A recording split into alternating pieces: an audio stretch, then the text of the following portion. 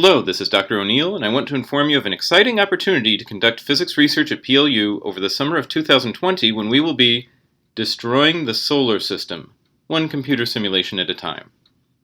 To provide some background, this is the Earth, the planet I'm originally from. This is the Moon, which is bound tightly enough to Earth that we will treat them as a single object. This is the Sun, and below I've drawn a representation of the force from the Sun acting on the Earth-Moon system. The next largest force is usually provided by Jupiter, with other forces coming from Venus, Mercury and Mars, and the other Jovian planets.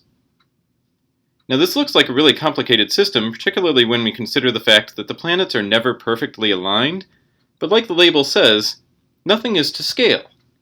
When we take into account the fact that the Sun contributes more than 99% of the net force on the Earth-Moon system, the force diagram looks more like this, which is a simple two-body problem, and the reason that Kepler and Newton could accurately describe the orbit of the Earth-Moon system hundreds of years ago. But it didn't have to be this way.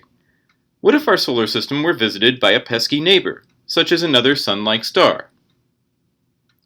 Or maybe even a more massive neutron star? Or maybe a black hole? Furthermore, what if this visitor perturbed the solar system sufficiently that we had to start worrying about Earth's interaction with the other planets? Suddenly, our two-body problem turns into a three- or four-body problem, and just as suddenly, the pencil and paper approach can't get us very far.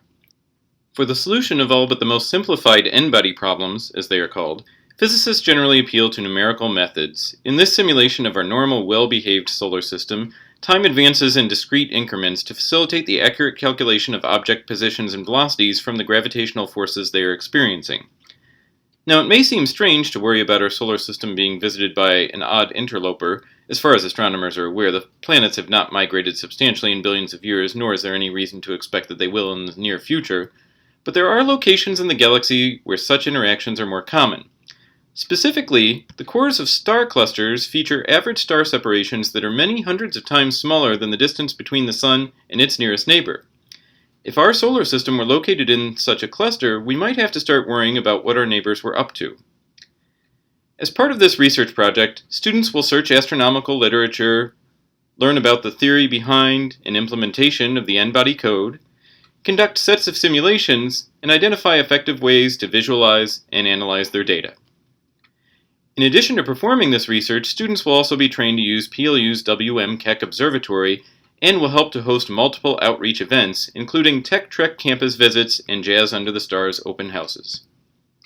I encourage all interested physics students to apply, and please feel free to contact me with any questions. I look forward to destroying the solar system with you in the safest way imaginable.